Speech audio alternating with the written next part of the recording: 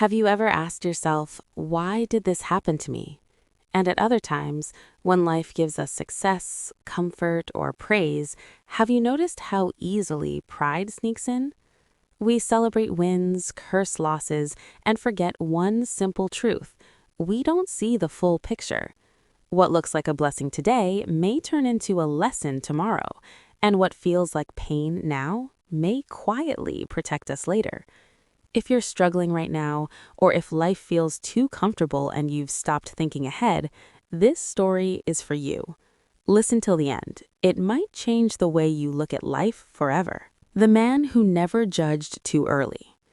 At the edge of a quiet village, near rolling green hills and a dense forest, lived a modest farmer named Elias. He wasn't rich. In fact, most days were a struggle, but Elias had something rare: contentment. He never complained about what he didn't have. He thanked God for what he did. Elias worked a small piece of land with the help of his teenage son Noah and a powerful gray horse named Storm. Storm wasn't an ordinary animal. He was fast, intelligent, and loyal. The farm ran smoothly because of him. To Elias and Noah, Storm wasn't just a horse, he was family. One day, a wealthy trader from the city visited the village. When he saw Storm, his eyes lit up. He offered Elias a huge amount of money, more than Elias had ever seen in his life. The villagers waited eagerly, but Elias gently refused. People were shocked. "Has he lost his mind?" they whispered. "That horse could have ended his poverty." Elias said nothing. When loss looks like disaster. Just a few days later, Storm disappeared. The stable was empty.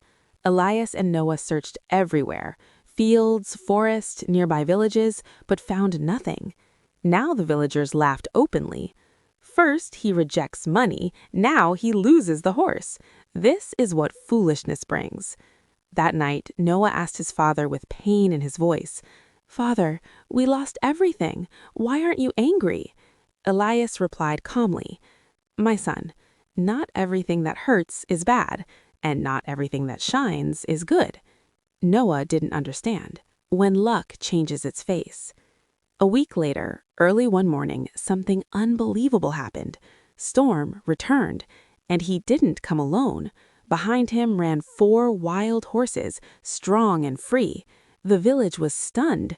Now the same people said, "Elias is blessed. His patience paid off."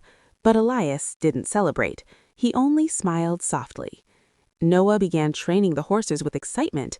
Day after day he worked with them. Then one afternoon, disaster struck. One horse threw Noah to the ground. His leg was badly broken. Pain filled the house. Villagers shook their heads again. These horses brought nothing but trouble.